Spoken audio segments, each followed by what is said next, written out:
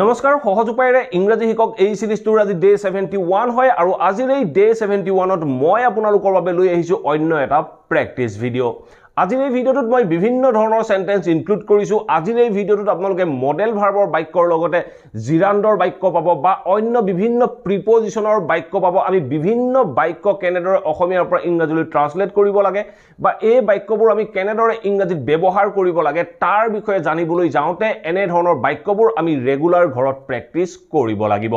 গতিকে ভিডিওটো স্কিপ নকৰাকৈ হেকলৈকে চাব আপোনালোকে ডেফিনেটলি জানিব পাৰিব আমি কেনে ধৰণৰ বাক্যৰ সহায়ত বিভিন্ন অসমীয়া অৰ্থ প্ৰকাশ কৰিব পাৰো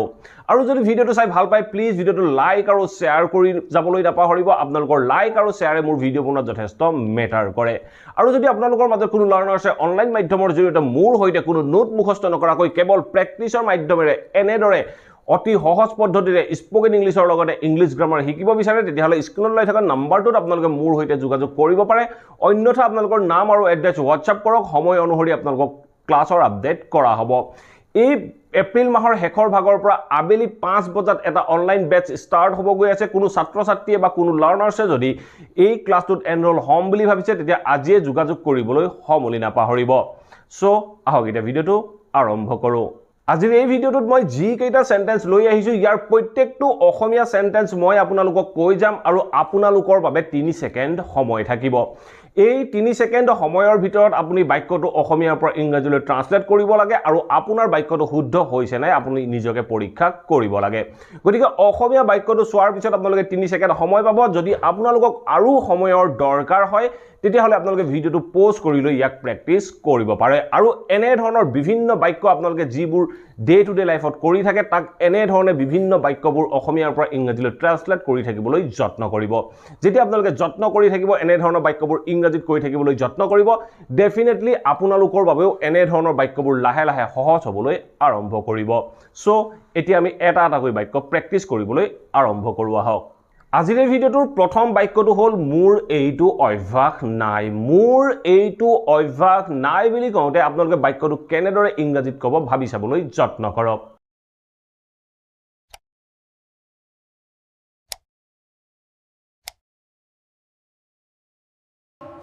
I'm not used to eat.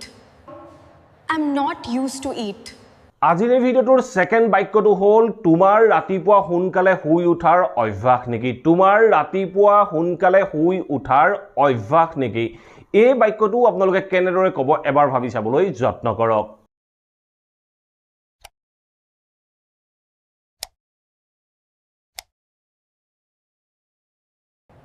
Are you used to getting up early in the morning? Are you used to getting up early in the morning? Next সেন্টেন্সটো মোৰ তেওঁলোকৰ লগত কাম কৰাৰ অভ্যাস হ'ল মোৰ তেওঁলোকৰ লগত কাম কৰাৰ অভ্যাস হ'ল এই বাক্যটো কেনেদৰে ক'ব এবাৰ ভাবি চাও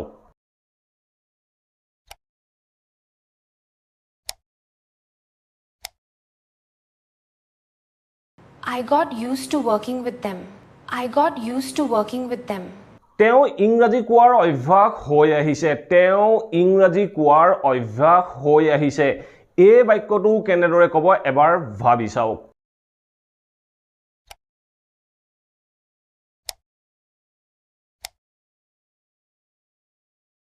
He is getting used to speaking English. He is getting used to speaking English. এতিয়া আমি যি চাৰিটা বাক্য প্ৰেক্টিস কৰিলো এই চাৰিটা বাক্যত যেতিয়া আমি অভ্যাসৰ কথা ক'বলৈ যাওঁ তেনেকুৱা ক্ষেত্ৰত আমি বাক্যবোৰত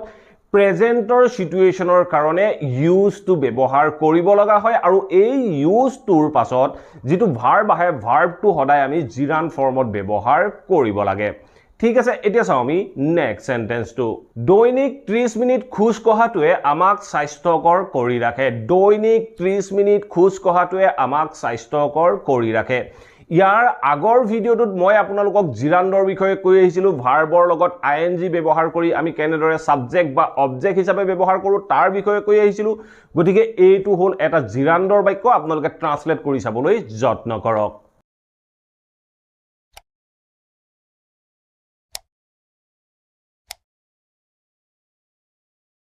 Walking 30 minutes daily keeps us healthy. Walking 30 minutes daily keeps us healthy. তোমাৰ লগত পাৰ্কত সময় কটোৱাটো মোৰ ভুল আছিল তোমাৰ লগত পাৰ্কত সময় কটোৱাটো মোৰ ভুল আছিল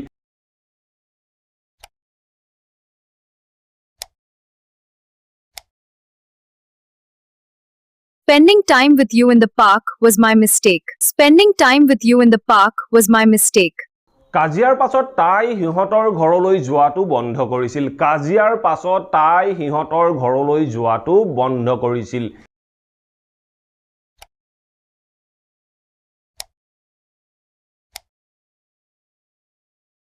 She stopped visiting their home after the argument.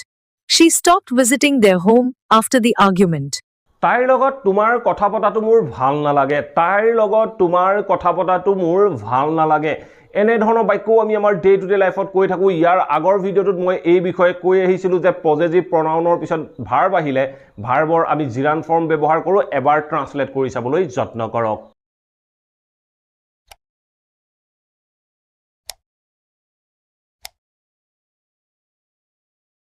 I do not like you talking to her. I do not like you talking to her. ছাত্ৰ-ছাত্ৰীক পঢ়াই তেওঁ অলপ টকা উপাৰ্জন কৰিব পাৰিছিল ছাত্ৰ-ছাত্ৰীক পঢ়াই তেওঁ অলপ টকা উপাৰ্জন কৰিব পাৰিছিল এই বাক্যটো আমি কেনেদৰে ইংৰাজীত ক'ব পাৰো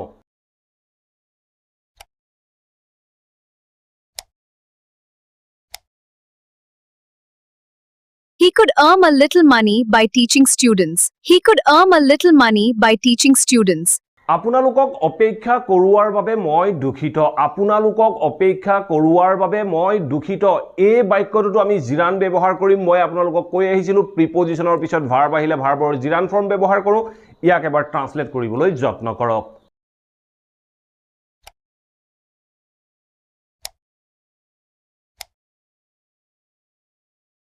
I am so sorry for making you wait. I am so sorry for making you wait. তুমি সেই বিষয়ে কাৰ লগত কথা পাতিছিলা তুমি সেই বিষয়ে কাৰ লগত কথা পাতিছিলা এইটো এটা প্ৰশ্নবোধক বাক্য ইয়াকো ট্ৰান্সলেট কৰিবলৈ যত্ন কৰক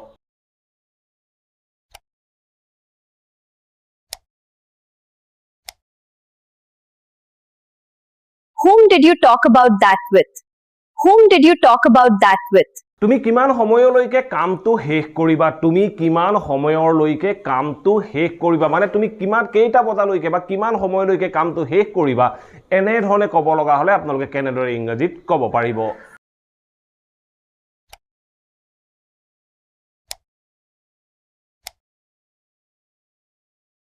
By what time will you have finished the work? By what time will you have finished the work? টকাখিনি ট্ৰান্সফাৰ কৰিবলৈ তোমাক কিমান সময় লাগিব টকাখিনি ট্ৰান্সফাৰ কৰিবলৈ তোমাক কিমান সময় লাগিব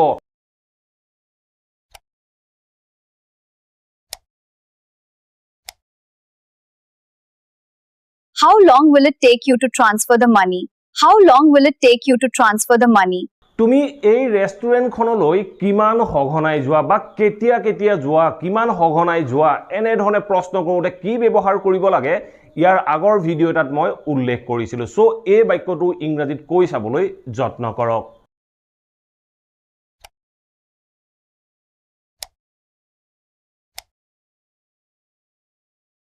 How often do you visit this restaurant? How often do you visit this restaurant? যদি তোমাক কিবা সহায়ৰ প্ৰয়োজন হয় অনুগ্ৰহ কৰি মোক ক'বলৈ সংকোচ নকৰিবা যদি তোমাক কিবা সহায়ৰ প্ৰয়োজন হয় অনুগ্ৰহ কৰি মোক ক'বলৈ সংকোচ নকৰিবা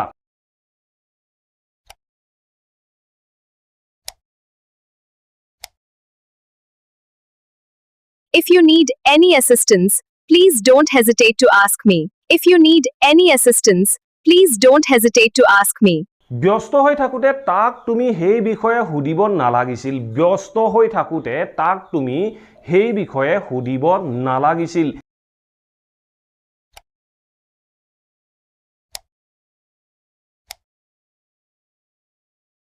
You shouldn't have asked him about that when he was busy. You shouldn't have asked him about that when he was busy. মোকো নুহুদাকৈ তুমি তালৈ গৈছিলা মোকো নুহুদাকৈ তুমি তালৈ গৈছিলা এনে ধৰণৰ বাক্য আমি এমফেসাইজ কৰো মোকো নুহুদাকৈ বুলি কৈছো এনে ধৰণে এমফেসাইজ কৰোতে আমি কি ব্যৱহাৰ কৰিব লাগে তাৰ বিষয়ে মই ইয়াৰ আগৰ এটা ক্লাছত উল্লেখ কৰিছিলো গতিকে আপোনালোকে প্ৰথমে বাক্যটো অসমীয়াৰ পৰা ইংৰাজীলৈ ট্ৰান্সলেট কৰিবলৈ যত্ন কৰক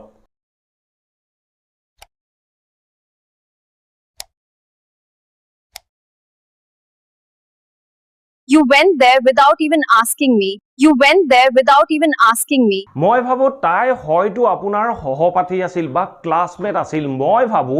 হয়তো তাই আপোনাৰ সহপাঠী আছিল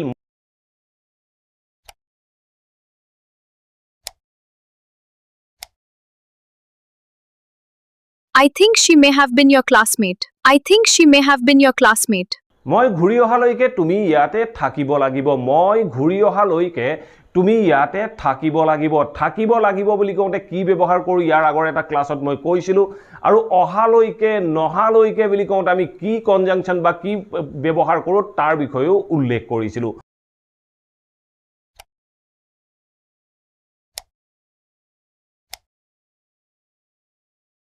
You have to be here until I return. You have to be here until I return. আশা কৰো এই ভিডিওটোৰ পৰা আপোনালোকে নিশ্চয় বুজিব পাৰিলে আমি আমাৰ ডে টু ডে লাইফত ব্যৱহাৰ হৈ থকা বিভিন্ন বাক্য কেনেদৰে অসমীয়াৰ পৰা ইংৰাজীলৈ ট্ৰান্সলেট কৰিব পাৰো বা আমি ঘৰতে থাকি কেনেদৰে ইংৰাজী প্ৰেক্টিচ কৰিব পাৰো যদি আপোনালোকে এনেদৰে প্ৰেক্টিচৰ মাধ্যমেৰে স্পোকেন ইংলিছৰ লগতে ইংলিছ গ্ৰামাৰ সম্পূৰ্ণৰূপে শিকিব বিচাৰে তেতিয়াহ'লে স্ক্ৰীনত ওলাই থকা নাম্বাৰটোত মোৰ সৈতে যোগাযোগ কৰিব পাৰে